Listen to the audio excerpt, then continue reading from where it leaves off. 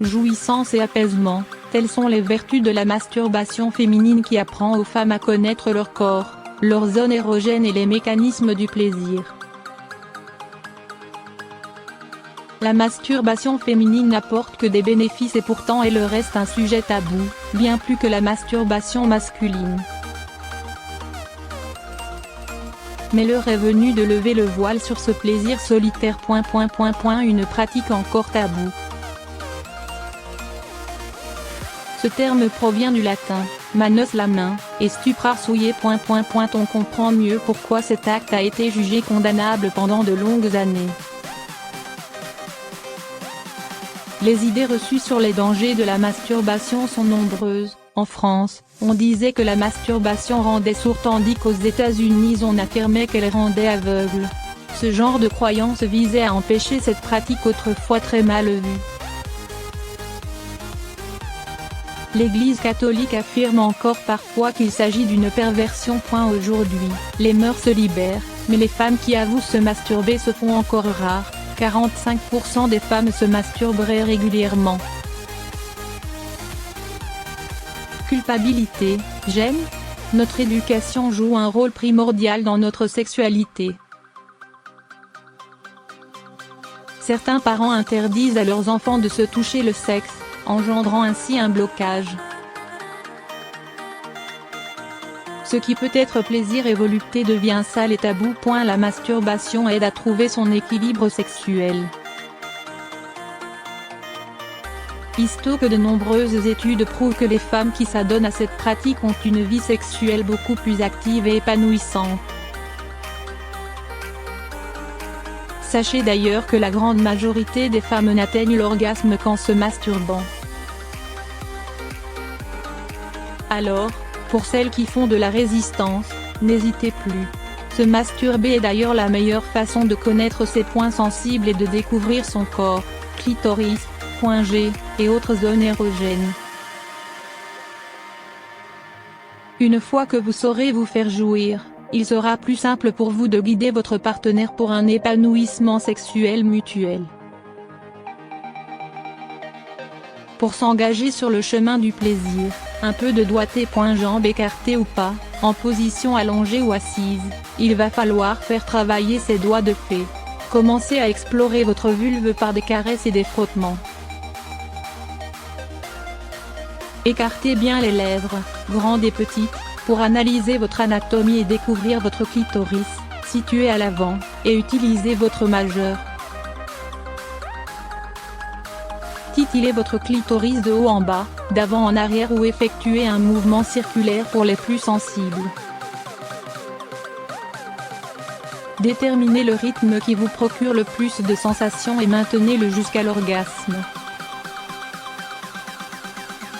Pour les plus timides, on utilise un objet. Le vagin est profond et difficile d'accès pour les mains. Aidez-vous d'un objet. Oreiller, couverture, peluche, manche de brosse à cheveux. À vous de faire appel à votre imagination pour explorer les joies de la masturbation. Plus simple en s'allongeant sur le ventre. Placez l'objet entre vos cuisses en effectuant un mouvement de va-et-vient pour obtenir un effet de frottement. Trouvez le rythme et la pression qui vous procurent le plus de plaisir. Pour les paresseuses, et les fantaisistes, le sextoy. Godemiché, vibromasseur ou stimulateur de clitoris, il est aujourd'hui facile de s'équiper en sextoys. Que vous soyez assise, allongée ou accroupie, l'utilisation du sextoy est d'une simplicité extrême et d'une efficacité redoutable. L'idéal quand vous ne souhaitez pas faire d'efforts, pour varier les sources de plaisir ou pour atteindre l'orgasme en 3 minutes. À l'aide de cet objet érotique, stimulez votre clitoris en le faisant vibrer ou en le maniant selon vos désirs. Seul inconvénient, le contact froid et mécanique de ces objets. Par ailleurs, attention à ne pas devenir accro comme les filles de Sex and the City. La dépendance est un risque réel. Irritation et masturbation, est-ce normal d'être irrité après s'être masturbé ? Si tous vos examens sont normaux, frottis, écho, vous pouvez être rassuré. Il arrive parfois que des pratiques sexuelles soient un peu traumatisantes et entraînent une irritation locale. Les plus radicales ont déjà été sujettes à des saignements, mais c'est rare. Si cela devait vous arriver, alors essayez d'être moins agressif pour vos muqueuses, elles vous seront reconnaissantes et ne saigneront plus. Est-ce vrai que la masturbation féminine peut conduire à l'hystérie? Non, bien sûr. Il s'agit là d'une vieille croyance qui n'a plus lieu d'être. On prétendait aussi que les hommes qui se masturbaient finiraient par devenir sourds.